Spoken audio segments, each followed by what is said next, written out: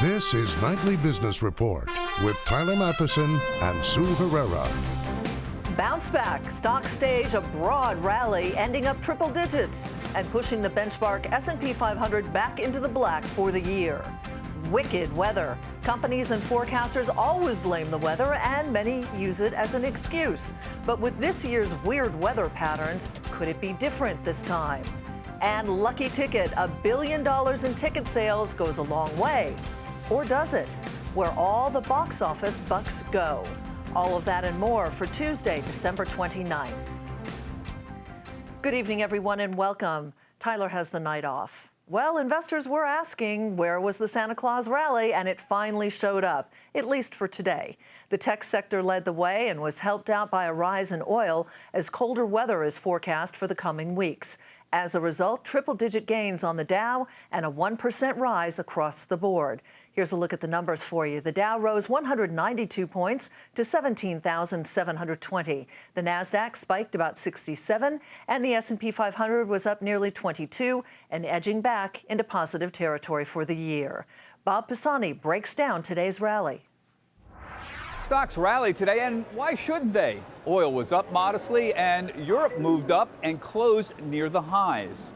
Now, it was a good rally, with two stocks advancing for every one declining, although on light volume. That's no surprise. And it was a broad rally. All 10 sectors of the S&P 500 were up, and it was enough to push the S&P 500 into positive territory for the year.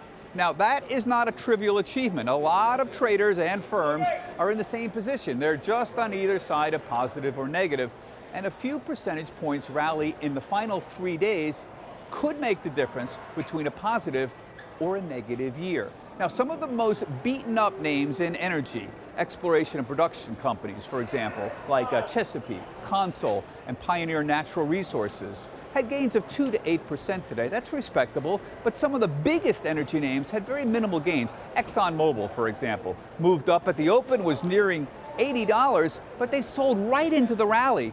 Same with Chevron.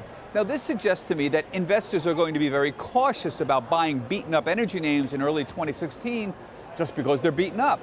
They have tried playing that game several times this year and were burned each time. For Nightly Business Report, I'm Bob Pisani at the New York Stock Exchange. Home prices continued to rise again in October, according to the closely watched Case-Shiller report. But not only do the values keep going up, but the gains are getting even bigger. Diana Olick explains what's pushing up prices. There just aren't enough of these homes for sale, newly built or existing. Sure, it's winter, the slowest season for housing, but this winter listings are even lower than usual. That has pushed home prices up over 5% nationally in October compared to a year ago, according to S&P Case-Shiller. That was a wider gain than September. The Realtors Association reported less inventory in November compared to a year ago and cited fast rising prices as one of the factors behind a steep drop in sales. Affordability becomes much more of a factor again going forward. So I do think it's going to weigh on the recovery of the for sale market going into 2016 and beyond. Cities with the largest price gains like Seattle, Denver, and Portland, Oregon are seeing the steepest declines in listings. Inventory in Denver was down 21% in November compared to October, according to Denver Realtors. But home prices are up nearly 11%. We track about 70 markets at Redfin. 16 of those markets across the country had double-digit price increases. Still, 8 years after the collapse, 3 years after we've supposedly hit bottom, we're still seeing these price surges. That, to me, is an indicator of a persistent lack of inventory that's really keeping prices high. More homes usually come on the market in February as sellers get ready for the traditionally busy spring market. But even realtors are warning supplies are so low now, the spring market may already be in jeopardy. For Nightly Business Report, I'm Diana Olick in Washington. So our guest tonight says looking ahead to 2016, it's going to be kind of a mixed bag for the housing market. He's Ralph McLaughlin, and he's a housing economist at Trulia. Welcome, Ralph. Nice to have you here. Thank you. Happy to be here. So why is it going to be a mixed bag? We just heard about the lack of inventory and the strong demand. What's mixed bag about the new year? Well, we ran a survey earlier this year at Trulia, and we actually found two sort of polar opposite effects. Home buyers on the optimistic side are actually telling us that home ownership is an overwhelmingly large part of their American dream. 75% tell us that they do want to own a home someday. So that's very positive news. On the more pessimistic side, more home buyers are actually telling us they think 2016 will be worse than 2015 for buying a home, particularly when it comes to getting a mortgage. But also when it comes to renting a home. And rising rents are actually having also an impact on home buying activity, primarily because it makes saving up for the down payment, which is very, very important, more difficult. Well, you're in a very expensive part of the housing market out in beautiful Mountain View, California. And I would assume that an increase in interest rates has a different effect in a very expensive market like yours than it probably does in a less expensive, less in-demand market in some other part of the country. You're exactly right. Overall, we don't expect increasing interest rates to have a large impact nationally. And that's because in most markets, interest rates would have to be 7, 8, 9, even 10% in some markets for the cost of owning to equate the cost of renting. So that margin is still going to persist in most markets. However, in the costly coast, particularly in places like San Francisco, here in Silicon Valley, and down in Southern California, interest rates would only have to be about 4.5% to 5% for the cost of owning to equate, the cost of renting. So home buyers in those markets really should be aware about how much an interest rate increase might impact their bottom line. Mm-hmm. So how do you feel about the upcoming spring selling season? We feel positive, even though, we think affordability is going to be, a more important factor in 2016 than it was in 2015. Rising prices, although they impact affordability, they also entice existing homeowners to put their home on the market. And that's particularly important in several markets where many homeowners are still underwater. Even though, there are booming markets like San Francisco that have seen large price increases, there's still a large share of homeowners, 15 to 20% in some markets that are still underwater. As prices continue to increase into 2016, that will pull more existing homeowners out from underwater and hopefully entice them to put their home on the market, thus taking care of inventory shortages. You've given us a list of a few markets that you think are poised for considerable growth in the spring. And first on the list is Grand Rapids, Michigan. But this is a very interesting list. It's Grand Rapids, Charleston, Austin, Baton Rouge, San Antonio. What do those areas, if anything, have in common? So those areas really have three primary things in common. One, they have very strong job growth over the past year. Two, they have high affordability. Many households in those markets wouldn't really have to spend more than 15 or 20% of their income to buy the medium-priced home. And three, they actually have very strong online search activity on Trulia in home buyers looking for homes. Thanks, Ralph. Appreciate it very much. Have a great new year. Happy New Year to you, too. Ralph McLaughlin with Trulia. Well, from housing to shipping, where UPS says it made it through the holiday season pretty well. UPS is considered an economic bellwether, and the company's CEO says heading into 2016, the consumer is the key. Going into the first quarter of next year, we've really got to see if this increased consumer spending, is that really going to start driving industrial production? Now, with the strength of the dollar and some other factors, we're just not seeing it, but we're hopeful to see that change come first of the year.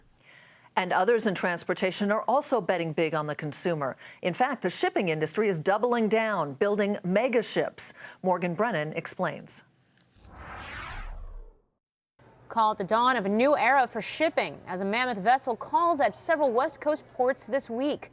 It's the CMA CGM Benjamin Franklin, an ultra-large container vessel that is by far the biggest to ever arrive at a North American port. Flying under the British flag, it has capacity for 18,000 containers, about double the average ship calling at the port of LA, where it made its first U.S. stop last weekend. To put its sheer size in perspective, the Benjamin Franklin is longer than the Empire State Building is tall, wider than a football field, and when fully stacked, reaches 20 stories high.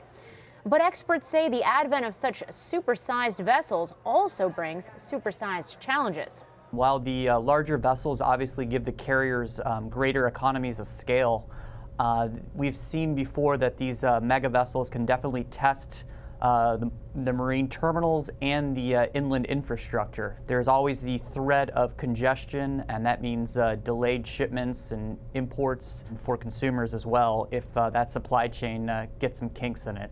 Laden with imports from China, including apparel, furniture, and electronics, the Benjamin Franklin is making a test run, first to LA and then later this week to Oakland, California. French shipping line CMA CGM, which operates the vessel, says it was not loaded to full capacity, only about 70% utilized, in part because U.S. ports are not yet ready for these supersized ships.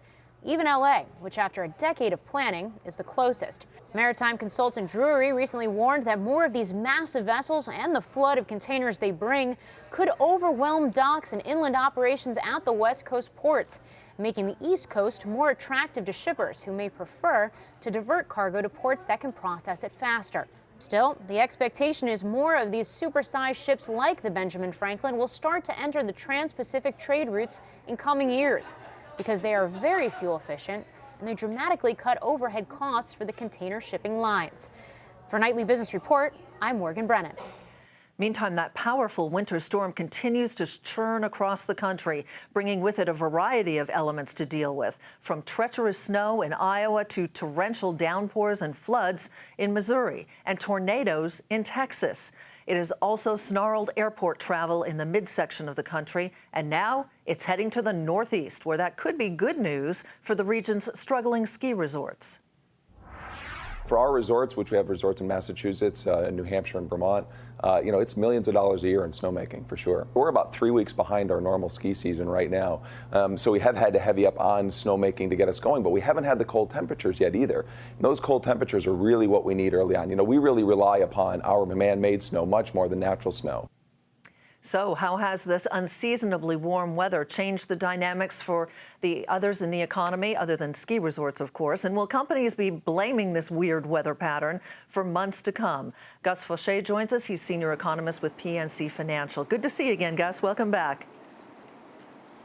Thank you very much, Sue. A lot of this is blamed on El Nino, this weird weather that we're having this year. So net, do you think it will be a net positive for the economy or a net negative? I think it's likely to be a small net positive for the economy. Certainly there are areas of the economy that are being hit, ski areas, sales of winter clothing, that type of thing. But other areas benefit. Consumers are spending less on home heating, so they have more to spend on other goods and services. Agriculture will do well with the warmer weather. That's good news for yields. And it also hurts agricultural production in other parts of the world, so it's a net positive for U.S. agriculture. And I think overall it'll be a small net positive for the U.S. economy in the first part of 2016. In contrast to previous years where we really got slammed in many parts of the country with really, really cold weather, and that tends to be a net negative, does it not? That's right. So, for example, in 2014, we had a big downturn in construction because of the bad weather. Projects couldn't get started with the cold and the winter storms that we had. This should be a good year for construction. I think that the warm weather will benefit construction, particularly in northern parts of the country, and so that'll be a positive as well. So I think on the whole it'll be a small net positive for the U.S. What about the retailers? Because they traditionally use weather, some say as an excuse, some say as a justification, for either poor results or good results. Is this going to help the retailers net or not? I think for some retailers, those that specialize in winter gear, I think it's going to be a problem. If you sell clothing, you have a lot of winter coats in stock. People aren't going to be buying them if the weather's warmer than normal, so they'll be hit. If you sell winter sports equipment, you're going to be hit hard. On the other hand, if consumers aren't buying those types of goods, that means they have more money to spend on other things.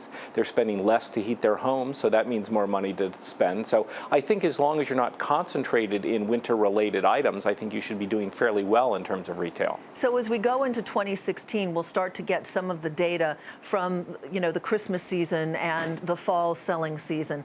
But a lot of this has to be seasonally adjusted. What are your expectations for the economy in the first quarter of the year? I think the first quarter of 2016 should be a solid one. I think we have 200,000 jobs per month being added. We have wages rising. We have low interest rates, although they are moving a bit higher. And I think consumers are feeling the benefits of the lower energy prices that we've had over the past year and a half. That gives them more money to spend on other things. So I think overall, the outlook for consumers looks pretty solid. On that note, Gus, thank you so much. Gus Faucher with PNC Financial. It has been a rough second half of the year for biotech investors. Coming up, a look at a possible catalyst that could jumpstart the sector in the new year.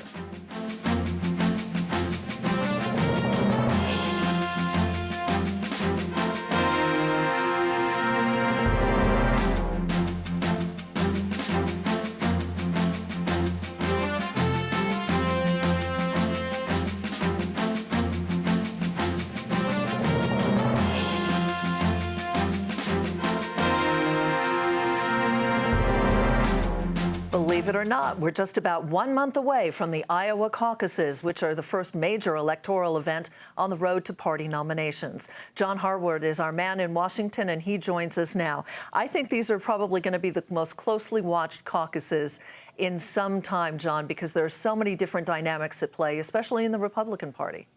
That's right, Sue. And the fact that they're taking place on the 1st of February, which is a month later than they've taken place in 20 years, means we've still got time for new dynamics to play out. Ted Cruz is now leading in Iowa. He's now considered the favorite by people watching the caucuses in Iowa. If he can hold that lead and damage Donald Trump there, Donald Trump, of course, remains the national leader. Very unpredictable then what happens when they go 8 days later to New Hampshire and you've got a race between Trump and Cruz and then all these establishment candidates, Christie, Kasich, Jeb Bush, Marco Rubio, trying to break through there. If Cruz does indeed take Iowa, handicap for us what Donald Trump's reaction or action might be. He does not lose easily. Well, I think that's the big question. A lot of us have expected from watching Donald Trump, his behavior, what kind of a candidate he is, the fact that he's not a conventional politician, that if he were to lose a race or face the prospect of losing an important race, he might simply declare victory and say, I've had my impact on the race, I'm going to go home. Is he going to be somebody, if he loses Iowa, who then has the drive internally to keep pressing on and face defeat in other states to try to win this nomination? That's what we don't know about him. As we go into the new year, John, and it's the election year, of course, there's a lot of speculation that nothing will get done on Capitol Hill, which might be good for the stock market. But is that actually the case when we have an election year? I think that's likely. I think in terms of new legislative achievements, you're not going to get very much. The budget deal that was just struck between the Republican Congress and the president sort of calms the fiscal waters for the next year. We're not going to have a debt crisis. We're not going to have a government shutdown. All that's positive for the economy. I think the one significant thing still out there that might affect the economy is the Trans-Pacific Partnership, the big trade deal that President Obama is pushing through. The question is going to be, does that get approved early in the year, or do they wait till after the election because some members don't want to vote on it before the election? Before the election, yep. John, thank you, as always. John Harwood in Washington. Meantime, chemical giant DuPont announcing plans to lay off nearly 1,700 people, and that is where we begin tonight's Market Focus. The Delaware-based company expects the layoffs to occur at its headquarters as it begins $700 million in cost-saving measures leading up to its planned merger with Dow Chemical. Shares of the company up over 1.5% today to $67.57. Cisco Systems got a late Christmas gift when an appeals court overturned an earlier ruling in a patent dispute over Wi-Fi technology. The case had been in various courts for 8 years, with the Supreme Court hearing it back in May. Shares of the company up over 1.5% to $27.77. Qualcomm announced it has entered a new licensing agreement with 2 Chinese firms for use of 3G and 4G patents. This comes after Qualcomm struck a deal with Chinese smartphone maker Xiaomi earlier this month, and it helps to ease some fears that the chipmaker was having issues in the Chinese market. Shares up over 2.5% today to $50.88. And Bojangles getting a big lift today after an analyst note called the chicken and biscuit restaurant chain an attractive stock, citing rising earnings estimates. The company has seen continuing growth in comparable restaurant sales while it continues to rapidly open new restaurants. Shares of the eatery up almost 9% today to $16.15. It has been an up and down year for biotech investors. There have been some big gainers, but also some big losers as well. In fact, last night we told you about one company, Chimerix, that lost 80% of its value yesterday alone. So as 2015 winds down, Meg Terrell looks at some biotech catalysts that could be coming at the start of 2016. Though biotech stocks are set to beat the broader market for the 6th year in a row, the second half of 2015 was a rocky one. And many biotech investors say they're ready for the year to be over. January, though, brings some major news. First, a battle in Duchenne muscular dystrophy. 2 drugs for the rare fatal disorder are facing the FDA. California drug maker BioMarin had a negative review by outside advisors to the regulator of its drug drisapersen late this year. And the FDA pushed off a December 27th decision on the drug to early next month. A competing drug from smaller Massachusetts drug maker Sarepta faces an outside panel review January 22nd. Both could be major stock movers. In the second week of the year, a major investor conference, the annual J.P. Morgan Healthcare Conference. Hundreds of companies and thousands of investors, executives, and others head to San Francisco from January 11th to 14th, where companies like Celgene provide guidance for the year ahead and major acquisitions are often announced. And finally, at the end of the month, an FDA decision expected in hepatitis C. Merck may join Gilead and AbbVie with a new regimen for the viral infection. RBC Capital Markets analyst Michael Yee says the FDA's decision may have an impact of as much as 5% on shares of Gilead, currently the market leader in hepatitis C with its pills Sovaldi and Harvoni. But price is the big question for these drugs, and investors will be watching closely to see if Merck offers a major discount to compete. Investors are hoping the first month of the new year brings better news than the last 6 months of the old one. For Nightly Business Report, I'm Meg Terrell. Did you ever wonder where all that money the movies make at the box office goes? We'll tell you who gets what and why it's so important.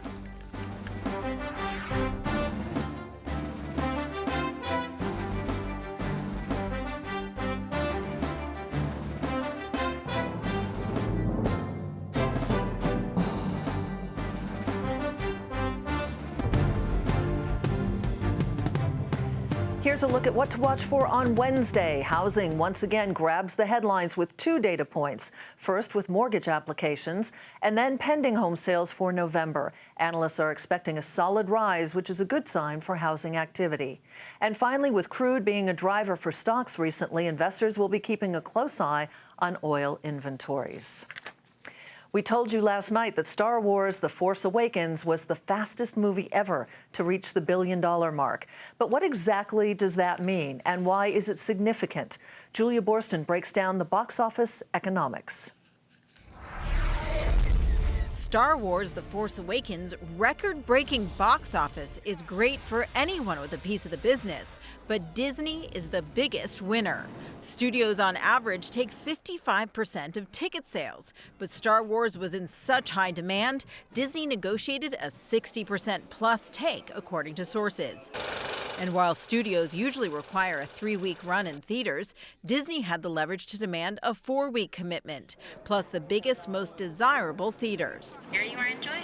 But despite those lower ticket margins, cinema chains are still thrilled. This is the type of film that will drive high traffic into a theater chain and enable theater operators to sell high margin concessions to those patrons. And so even though you may not want to pay that high of a rate to a studio, it's worth it to get a film like this and drive that traffic. While that headline U.S. box office number doesn't always mean the same thing in terms of revenue to studios, it is a key metric of demand. It often dictates the amount that cable channels pay studios to run a film, and it can be an indicator of how much revenue to expect from home entertainment. And for theater chains, those box office numbers show just how many people are spending on soda and popcorn. If you look at concessions, you typically get a margin in the 85 to 95% range. When you think about Coke and popcorn, and even you throw in, now that everyone's kind of installing full bars in their theaters, That's where the real money is being made. And Cineplexes have been investing in more high-margin ways to cash in on crowds, with more food options and even bars. This as they try to battle concerns that lower margins will linger once Star Wars blasts out of theaters. For Nightly Business Report, I'm Julia Borston in Los Angeles. And finally tonight, the ride-sharing service Lyft is out with a list of its top destinations for its riders. And while the company is trying to gain traction with its passengers, it's also making inroads with investors, as that service hopes to gain ground on its rival, Uber. Josh Lipton explains. San Francisco loves its Mexican food. Los Angeles apparently has a drinking problem, and we all need our caffeine. That is what the Lyfty Awards now tell us. Among Lyft passengers, the most visited restaurant this year was Tacolicious.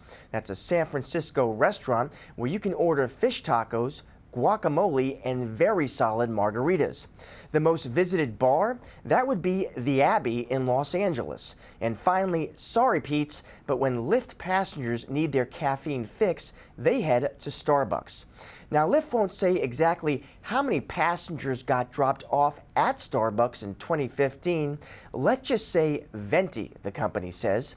Lyft continues to raise a lot of money from investors, a total now of $1.3 billion at a nearly $5 billion valuation, according to CB Insights.